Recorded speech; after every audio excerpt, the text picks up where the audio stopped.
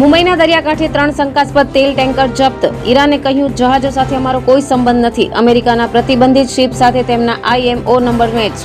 Bill Gates India AI સમિટમાં સામેલ થશે. ફાઉન્ડેશને કહ્યું, આમંત્રણ રદ કરવાના અહેવાલો ખોટા. કાર્યક્રમ નિર્ધારિત સમય મુજબ યોજાશે. પોરબંદરના દરિયામાંથી 200 કિલોથી વધુનું શંકાસ્પદ કેમિકલ જપ્ત. બલુચી બોલતા 2 શખ્સ ઈરાનથી સ્પીડ બોટમાં ડિલિવરી કરવા આવ્યા હતા. રાજ્યમાં બેવડી ઋતુની અસર. 48 કલાક બાદ તાપમાનમાં 2 થી 3 ડિગ્રીનો વધારો થવાની આગાહી. ગરમી વધશે. ગુંડાગોટીના આલિશાન બંગલામાં મળ્યો ટોર્ચર રૂમ. સુરતની રાધેશ્યામ સોસાયટીના ગ્રાઉન્ડ ફ્લોરમાં લોકોને તાલિબાની સજા આપતો. ડભોલીની સરકારી અનાજની દુકાન સીલ. ચોખા અને ઘઉંનો જથ્થો સીઝ. 1 કરતાં વધુ દુકાનનો જથ્થો હોવાની કૌભાંડની આશંકા. ચિરાગ પર ચપ્પલ ફેંકાયા. ફાટેલા કપડાને સુરતીઓની ટપલી દાવ. રિકન્સ્ટ્રક્શનમાં પોલીસે ગોટીને માંડ બચાવ્યો. સુરત ગ્રામ્યમાં 60 પોલીસ કર્મીઓની બદલી. SP રાજેશ ગઢિયાએ આંતરિક ફેરબદલના આદેશ કર્યા. ઓસ્ટ્રેલિયા T20 વર્લ્ડ કપમાંથી લગભગ બહાર. શ્રીલંકા સતત ત્રીજી જીત સાથે સુપર 8માં પ્રવેશ કર્યો.